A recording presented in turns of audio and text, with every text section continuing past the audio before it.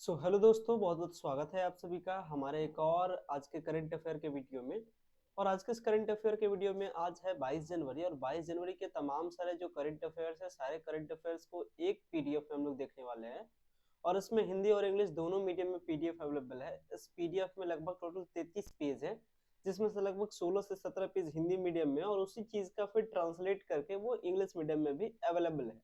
तो जिस स्टूडेंट को इंग्लिश मीडियम में चाहिए वो इंग्लिश मीडियम में देख सकते हैं इस करंट अफेयर को, और जिनको हिंदी में समझ में आ रहा है तो वो हिंदी में देख सकते हैं। हालांकि मैं हिंदी इंग्लिश दोनों में बोलने की कोशिश करूंगा ताकि चीजें आपको समझ में सही से आ सके। और इसका जो पीडीएफ है करंट अफेयर के, इस पीडीएफ को पाने के लिए आपको क्या करना है, की ऑफ सक्सेस नाम के ऐप को आपको सर्च करना है, यानी अपने चैनल के नाम का सर्च करना है गूगल के प्ले स्टोर पे। तीसरे या चौथे नंबर पे आपको मिल जाएगा, आप उसको डाउनलोड कीजिए और करंट अफेयर के सेक्शन में जाकर के ये पीडीएफ को आप पा सकते हैं। स्टार्ट करते हैं आज के इस करंट अफेयर के वीडियो में कि क्या सारे तमाम करंट अफेयर्स है जो आपके एग्जाम्स के लिए इंपॉर्टेंट है, चाहे आपका सिविल सर्विसेज का एग्जाम हो या फिर स्टेट पीसीएस हो या फिर आपका डिफेंस हो या फिर आपका बैंक हो या फिर भी हाल में रेलवे का एएलपी जो फॉर्म आया है उसके लिए हो। सारी चीजों के लिए इंपॉर्टेंट है। चलिए स्टार्ट करेंगे। सो गाइस, अगर चैनल पे पहली बार विजिट किया चैनल को जरूर सब्सक्राइब कीजिएगा ताकि इसी तरीके के मॉर्निंग अपडेट आपको मिलता रहे और जितने भी सारे करंट अफेयर्स है वो आपको एक जगह मिल पाए। तो सबसे पहले करंट अफेयर के बारे में स्टार्ट कर सकते हैं। देख सकते हैं सबसे पहले आपको दिख रहे होंगे बीजेपी के राष्ट्रीय अध्यक्ष जेपी नड्डा, और इनके द्वारा क्या कहा जा रहा है कि बीजेपी अध्यक्ष नड्डा ने दिल्ली में गांव चलो अभियान की शुरुआत की है। तो कंटिन्यू करते हैं। तो इसमें क्या कहा जा रहा है, तो अगर आपसे पूछे कि बताइए गांव चलो अभियान की शुरुआत कहां और किसके द्वारा किया गया, तो इसका करेक्ट आंसर क्या हो जाएगा कि गांव चलो अभियान की शुरुआत किया गया है दिल्ली में। और ये किसके द्वारा किया गया है, बीजेपी के राष्ट्रीय अध्यक्ष जेपी नड्डा के द्वारा क्या किया गया है, ये किया गया है। ये 4 फरवरी से शुरू होने वाले इस कार्यक्रम में भाजपा कार्यकर्ताओं को लक्ष्य है 7 लाख गांवों और शहरी बूथों तक पहुंचकर मोदी जी के जो आपके कामकाज है इसको क्या करना है, प्रचार प्रसार करना है, यानी सरकार की उपलब्धियों को क्या करना है, प्रचार प्रसार करना है। तो अगर गांव चलो अभियान के बारे में बात करें तो आपको बताना है क्या, जो मैंने आपको बताया ये करंट अफेयर अगर कहीं आपसे पूछे जाए तो आप क्या कर सकते हैं, इस चीजों को आंसर कर सकते हैं।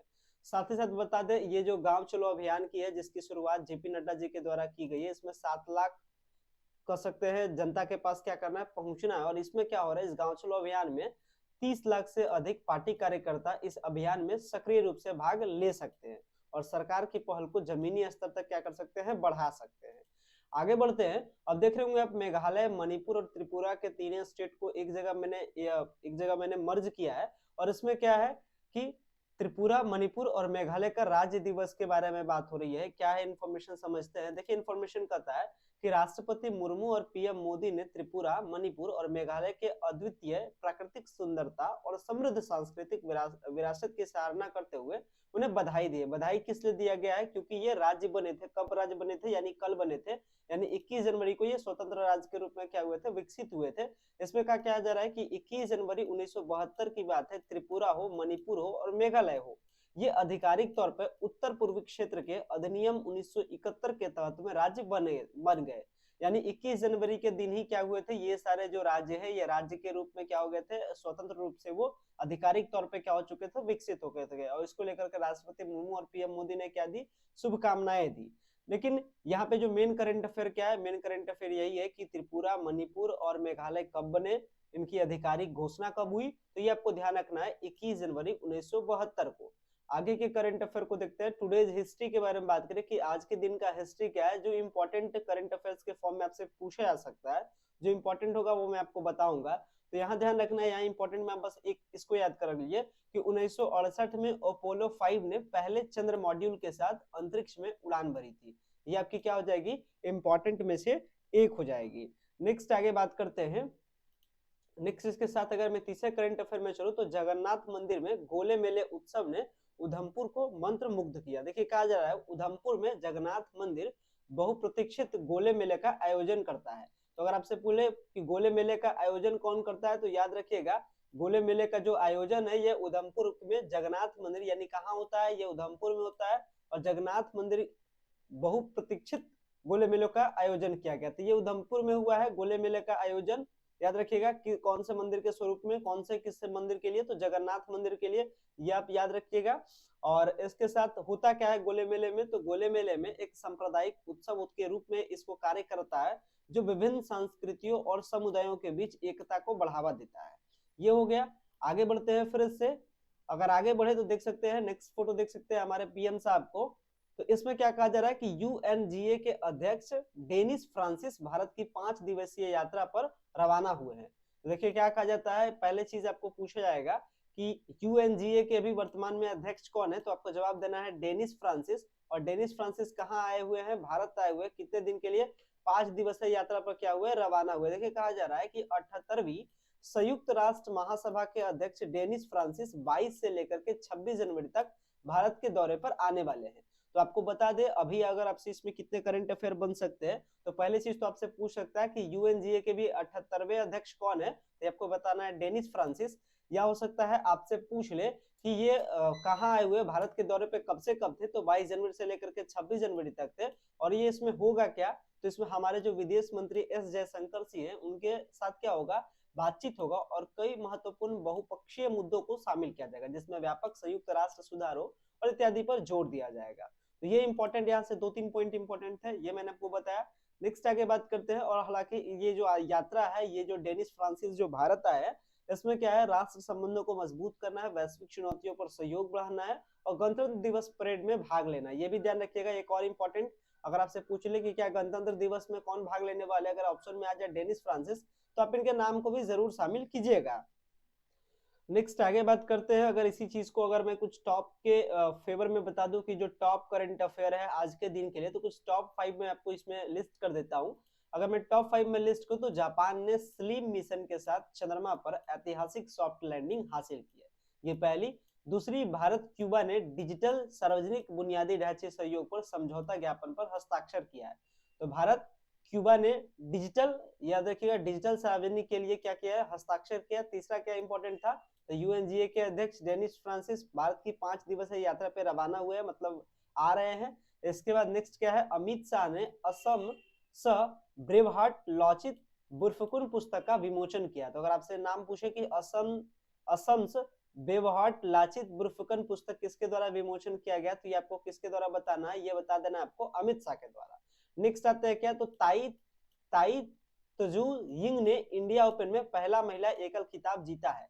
तो अगर आपसे पूछे कि अगर आपसे पूछ ले कि इंडिया ओपन में पहली महिला एकल खिताब जीतने वाली कौन थी, जिसका नाम क्या हो जाएगा, ताई तंजू यिंग इनका नाम हो जाएगा। आगे बढ़ते हैं। अगर आगे बढ़े आज के लिए, देख सकते हैं रिसर्च से रिलेटेड है। रिसर्च से रिलेटेड क्या है कि हरदीप पुरी ने पुणे में अल्कोहल आधारित जेट इंजन के लिए पायलट परियोजना की शुरुआत की है। तो एक साइंटिफिक टेक्नोलॉजी से बेस्ड है, ये क्या है, पुरी साहब है। तो क्या कहा जा रहा है क्या इसमें कि हरदीप पुरी ने पुणे में, याद रखिएगा, पुणे में अल्कोहल आधारित जेट इंजन के लिए पायलट परियोजना की शुरुआत की है। तो अगर आपसे पूछ दे कि पायलट परियोजना की शुरुआत कहाँ की गई है, तो ये आपको कहाँ बताना है, पुणे में। किनके द्वारा हुआ है, तो हरदीप पुरी के द्वारा हुआ है। और ये है क्या, तो ये क्या है, अल्कोहल आधारित बेस्ड जेट इंजन है, ये है, ध्यान रखिएगा। देखिए कहा जा रहा है डिटेल में, इसको मैं यहाँ पे दिखाता हूँ। डिटेल में कहा जा रहा है कि हरदीप सिंह पुरी ने पुणे में टिकाऊ जैविक विमानन ईंधन सैफ पर, यानी एसएएफ होता है, पर ध्यान केंद्रित करते हुए अल्कोहल से जेट इंजन बनाने वाली पहली पायलट परियोजना का उद्घाटन किया है। प्राज उद्योग समूह प्रिंगुट औद्योगिक स्टेट में अपने अनुसंधान और विकास विभाग में परियोजना की मेजबानी करता है।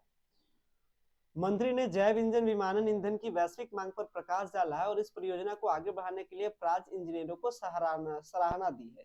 लेकिन जो इम्पोर्टेंट क्या था, वो 2-3 पॉइंट इम्पोर्टेंट था कि ये जो पहली जो जेट इंजन जो है, ये परियोजना कहाँ स्टार्ट हुआ है और इस परियोजना का नाम क्या है। तो मेन परियोजना का नाम आपको याद रखना है पायलट परियोजना, और इसकी शुरुआत या कह सकते हैं इसकी उद्घाटन कौन किसके द्वारा किया गया है, ये हो जाएंगे हरदीप पुरी के द्वारा। नेक्स्ट बात करते हैं।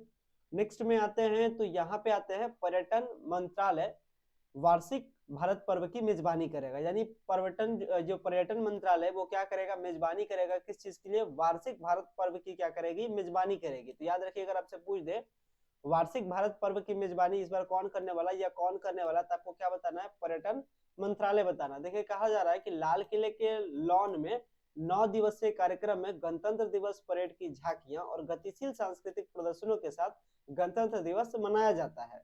और 26 केंद्रीय मंत्रालयों की भागीदारी नागरिक केंद्रित योजनाओं, पर्यटन को बढ़ावा देने और विविध परंपराओं को प्रदर्शित करने पर प्रकाश डालती है। और साथ ही साथ इस बार क्या है, फूड कोर्ट है, शिल्प बाजार है, विषयगत मंडप है और प्रौद्योगिकी संचालित अनुभवात्मक क्षेत्र सांस्कृतिक प्रदर्शन में जीवंतता को क्या करते हैं, जोड़ते हैं। तो बेसिकली इसमें ये इंपॉर्टेंट हो जाएगा कि भाई वार्षिक भारत पर्व की मेजबानी कौन करेगा, तो पर्यटन मंत्रालय करेगा। और ये पर्यटन मंत्रालय इस बार का जो गणतंत्र दिवस होने वाला है इसमें भी क्या करेगा, अपने सांस्कृतिक प्रदर्शनों को साथ क्या करेगा, प्रदर्शित करेगा। आगे बढ़ते हैं। आगे कहा जा रहा है कि किशन रेड्डी ने राष्ट्रीय कांग्रेस प्रशिक्षण संस्थान, सॉरी यहाँ पे क्या कहा गया है, किशन रेड्डी ने राष्ट्रीय कौशल प्रशिक्षण, बोलने में थोड़ा सा मिस्टेक हुआ है। यहाँ पे क्या कहा जा रहा है, किशन रेड्डी ने राष्ट्रीय कौशल प्रशिक्षण संस्थान हैदराबाद का क्या किया है, उद्घाटन किया है। तो अगर आपसे बात करें कि राष्ट्रीय कौशल प्रशिक्षण संस्थान का हाल में उद्घाटन कहाँ हुआ है, तो हैदराबाद में हुआ है। किनके द्वारा हुआ है, तो किशन रेड्डी के द्वारा क्या हुआ है, उद्घाटन हुआ है। तो मंत्री रेड्डी ने आयोजन में महिला उपलब्धियों की भागीदारी के साथ बेटी बचाओ बेटी पढ़ाओ और पीएम उज्ज्वला जैसी पहल का हवाला देते हुए महिला सशक्तिकरण पे सरकार के प्रति क्या दिया, जोर दिया। तो इंपॉर्टेंट इस सबने है, मेन इंपॉर्टेंट आपका यहाँ है कि किशन रेड्डी ने अभी हाल में कहा कौशल प्रशिक्षण संस्थान का उद्घाटन किया है, राष्ट्रीय कौशल शिक्षण का कहाँ उद्घाटन किया है, तो इसका सही आंसर क्या हो जाएगा अपना, ये हैदराबाद हो जाएगा। आगे बढ़ते हैं। तो आगे में आता है कि भारत क्यूबा ने डिजिटल सार्वजनिक बुनियादी ढांचे सहयोग पर एमओयू पर क्या किया है, हस्ताक्षर किया। देख सकते हैं हस्ताक्षर का सीन है। अब क्या है, चलिए बढ़ते हैं। आपको इलेक्ट्रॉनिक्स और आईटी मंत्रालय ने डिजिटल समाधान में सहयोग के लिए क्यूबा के संचार मंत्रालय के साथ समझौता पर ज्ञापन सौंपा है।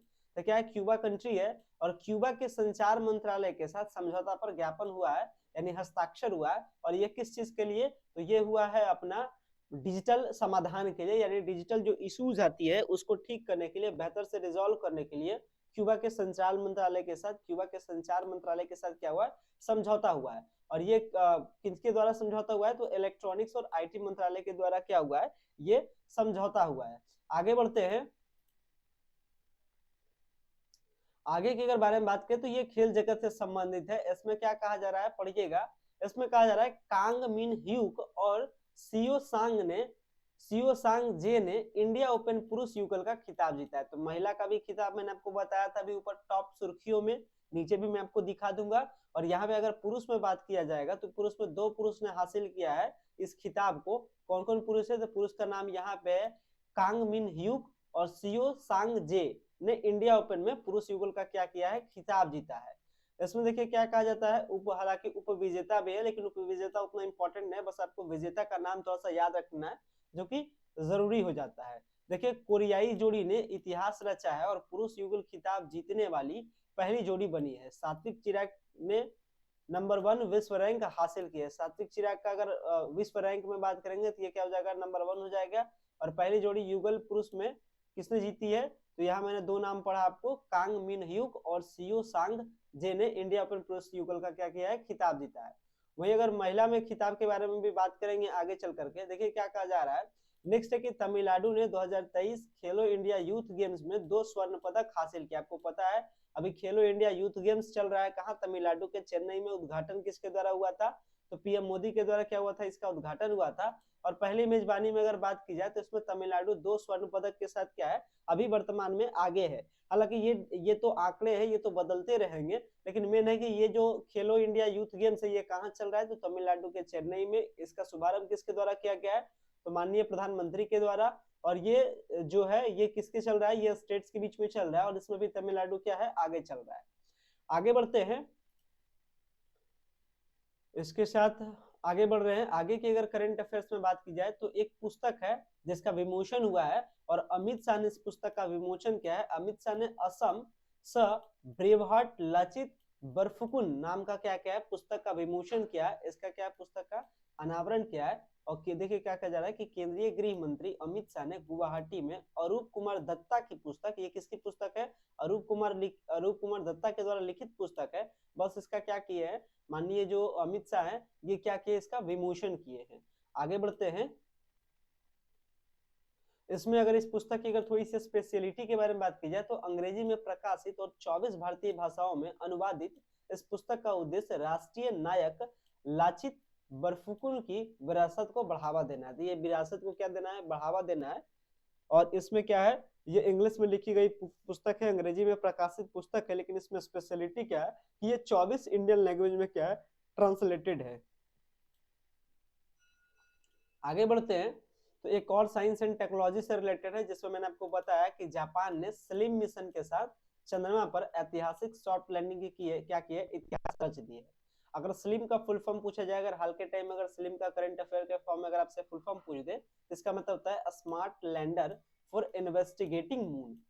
तो ये जो मून स्पेस मिशन है, जिसमें क्या है, smart lander for investigating moon का जो अंतरिक्ष यान है, ये क्या किया है, सफलतापूर्वक वो क्या कर चुका है, चंद्रमा की सतह पर सॉफ्ट लैंडिंग कर चुका है। और चंद्रमा पर सॉफ्ट लैंडिंग करने के मामले में जापान 5वां देश बन चुका है। अभी तक इस देश के लिस्ट में अमेरिका, चीन जैसे कंट्री शामिल थे, भारत भी अपना शामिल था। अब इसमें 5वें देश में, यानी 5वें कंट्री के फॉर्म में किनका नाम आ चुका है, तो ये नाम आ चुका है अपना जापान का।